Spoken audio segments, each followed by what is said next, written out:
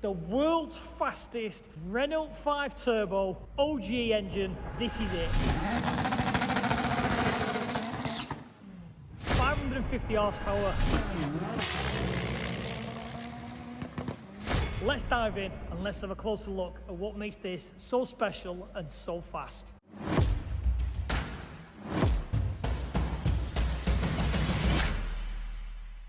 What a time, 10.4 I think he's just done. Brad has been pushing and pushing and pushing to try and get to that 10 for a long time. Big congrats for a 1.4 to be doing 1040s is very impressive. Still on the push rod original engine, the top of the running start to smoke and blew a lot of smoke out. We think it possibly could have lifted the cylinder head. It's lifted the cylinder head, but they'll be back, they'll repair it and they'll go even faster. I don't think there is a more powerful one in the world than this thing. We're talking the way down. This has got to be the fastest Renault 5 in the world, original OG engine. I think so, yeah, as far as I'm aware. The original goal, try and make 400 horsepower with the motor and the turbo, and then use another 100 horse of gas, bringing us up to 500 horse. Yeah. Here it is now at 440 odd horse. Still, we've not run any nitrous through it as yet. Yeah, I right. never thought it would perform as well as it does. This is still classed as the original Renault 5 turbo engine, which I think is a C1J engine. So the 1.4, 8 valve push rod engine. And as you can tell, this has had so much development, time, effort and energy gone into it to make it to do that 550 horsepower. What's the story? Where did the journey begin? What's all that all about? It was a road car originally. What's the reason for the Renault 5?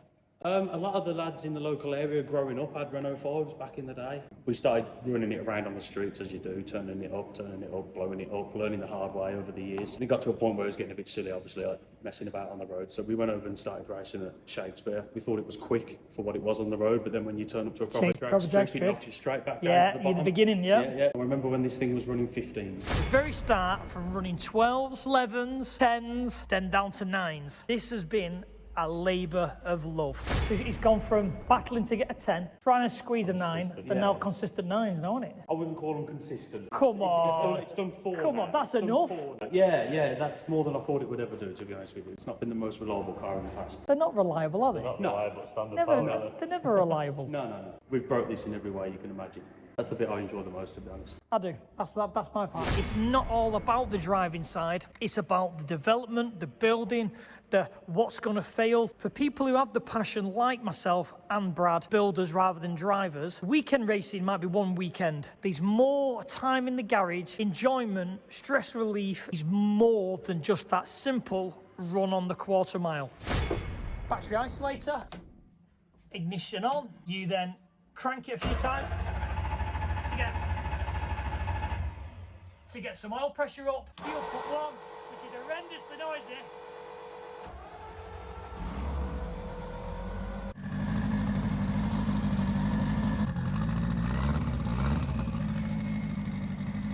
In a drag car, you don't need much. So let's talk about what we've got. There's something called a strain gauge, which is, that's that. So when you're kind of flat shifting, it feels the load on the pull back or the push forward, blips kind of the throttle ignition cut, so you can flat shift into gear.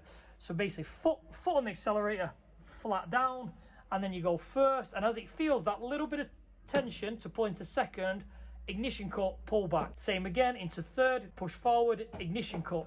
The lockout does a lot of the holding of the stick, obviously, but that's what that is there. The car runs, it's on a full Motec ECU. Motec being probably the best ECU on the planet. Staging brake, you've got your full switch panel up here, which obviously ignition, fuel pumps, all the little bits and pieces. With drag cars, we like to have a lockout. So when you obviously go to first, and when you click into second, you can't go back into first. It locks itself out. It's something to do with this key here. I would guess that's a Renault 5 standard subframe. When you get into the point of drag racing where you're trying to just chip down a 10th, you have to watch everything in slow motion. It shows the wheels moving backwards and forwards on gear changes, either a tubular full front end or rose jointed bottom arms to take any play out. If you see the V8 boys, this is kind of what they used as an engine mount, so you can pull the box out, pull the engine out and leave stuff in place. It also makes it solidly mounted. There's no rubbers, which again, if you see your engine rock on rubbers, you're basically losing just energy. This little 1.4 engine is under so much more load compared to something like mine, which is a 2 litre with 16 valves that makes 600 horsepower. This thing, everything about this is unreal, because you've got to get all the air into very, very small primary tubes because the ports only allow a certain area. When you physically stand back and think about the stresses and the development and the loads that this little engine is under, hats off to them. Come across quite a few structural limitations of the engine, as you know, keeping the head on it. That's Keep it, and in one piece. It's now dry blocked with a copper gasket and dry decked on the head, as you know. You did it. For a good 3 years straight, we couldn't even get out the 60 foot. We consecutively broke 9 gearboxes on the start line. And it just come to a point where it wasn't going to work, which is why we went to the Volkswagen box with the dog set in it, which has obviously worked wonders for the car, you know. The way I met Brad, and I've got me Brad obviously through the racing, but we've kind of come together with Tom at Oldham Engines, because Tom does all the cylinder heads on this car. I've assisted in, obviously with me being the world fabricator, we've done to dry deck. So basically that means we've welded the cylinder head so there's no water going through the cylinder head. If this is doing a 9-second run, you get up to temperature, you kind of, after your 9 seconds, you're letting it cool off. Copper gasket. What a copper gasket means is, in the block, there's a machine groove on top of the cylinder, and that basically clamps down onto the copper, making it seal rather than head gasket. A little wall of flame there's what used to happen at 8,000 RPM. Wow, just come through the rocker cover. Wow. That was the turbo housing we ran an 11.9 on in comparison to what it's got. What's got it now, yeah. Full roll cage. Looks like the floor's still factory. Doors cut out. It's a drag car. They're made to be light. With the charge cooler, obviously it's a water jacket around an intercooler, but he runs an ice box. So this is for, after the end of the run, he can drain all the hot warm water out, re-ice it, and go again. If you will have watched the video of Scott's V6 Corsa we had on the dyno, I think that picked up 19 horsepower just by adding ice. No ignition timing, no nothing, 19 horsepower. This thing, from running from water to ice, gained 12 horsepower. So take a perspective of a 1.4, we're trying to get, you know, Brad's trying to get every single ounce of performance out. 12 horsepower is a phenomenal amount just by adding some ice into a box. Beautiful, beautifully clean, full flat floor, just to help with wind resistance. Fuel drain, obviously, because this runs methanol as well as normal pump fuel, and then it's a shame to cover up this beautifully fabricated rear axle. This is a roll joint setup, so there's no flex can come from this area because the roll joint holds it solid. That's obviously the next step for the front. Again, usual specs you would imagine, steel rods, I think standard crank, forged pistons, giant turbo. And then the thing that was always the limiting factor with this car was the gearbox. The original Renault 5 gearbox struggles to hold the power, and I think he was saying in one season he smashed 9 of them just on the starting line on the 60 foot, so he couldn't even get off the line, never mind drive up the quarter mile. So he's had to adapt a VW box to make it fit. This doesn't run an alternator. It has what's called a 16 volt system. You don't technically need an alternator because the 16 volts gives enough charge in the battery to power everything, pumps, water pumps, everything you need to, injectors, for the period of time you are running the drag strip, which means you can lose additional load on the crank. Plus, he was having problems when they were revving it, throwing the belt off. But that also means, you know, he's got the electronic water pump going, which obviously he had to change because I can gather that water pump was ran on the alternator belt. Lots and lots of developments, and this is only just kind of, I won't say it's the beginning, it's now, he's hit his goal of running 9s, and I won't say consistent 9s, as you know, he doesn't like to say that. He's run 4 9-second quarters, so this is now trying to find new goals, new developments, and it will carry on being progressed and only getting faster. This is a concrete-filled block. So that basically means you've got, at best, 5 minutes running before it starts getting too hot. Obviously, it doesn't run no water through it, so you've got a limited time to warm it, you know, get to the starting line, get it to run. Unfortunately, we're not able to run it for a long period of time and get some more videos, but that's the reason why. That makes the block a bit stronger, all in the need of power. So some other little things to add. You've got the door net, you clip up into this area so it's netted. I don't know if that's part of regulations.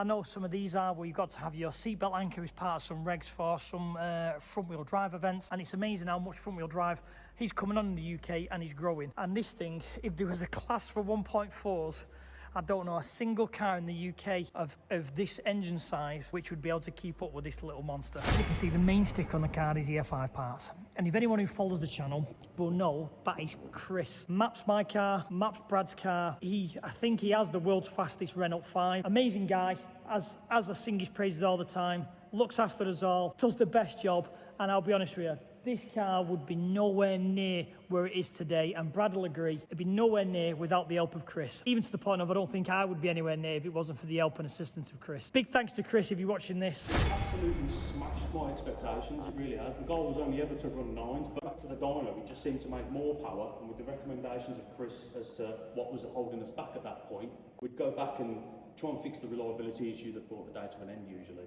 but then also take his advice and make the changes that he recommended based on cam timing, cam duration, so on and so forth. And every time we went back, it'd make another 50 horsepower.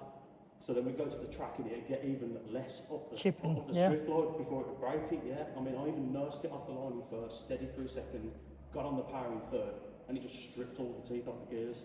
At that point, it needed a dog box. Yeah, it needed something. So once we finally got that dialed, with the 500 horsepower that it makes and the 750 kilos that it weighs, obviously it ran down into the 9s, which I never thought would happen, to be honest. I can remember being sat at the starting line when you did your first 9, and I was sat next to Chris, and it clocked up 9, and we all went, 9, whatever it was. No, I thought the bulbs were broke. And Chris was like, nah, I haven't done that. Nah. Bulbs are broke. No, I was having none of it till they I was like, when I got back. Chris, didn't know that car at 500 horsepower, or 550, what it was at the time, never do a 9, never. But Chris, he's come up on the board. No, I'm not having it, bulbs are gone. And then lo and behold, it did, yeah. I hope you enjoyed that little in-depth introduction to the Renault 5. To think that a 1.4 pushrod Renault 5 engine can do the speeds, can make the power, is mind-blowing. So, we'll sign this one off. I hope you enjoyed that, and I'll see everyone on the next video.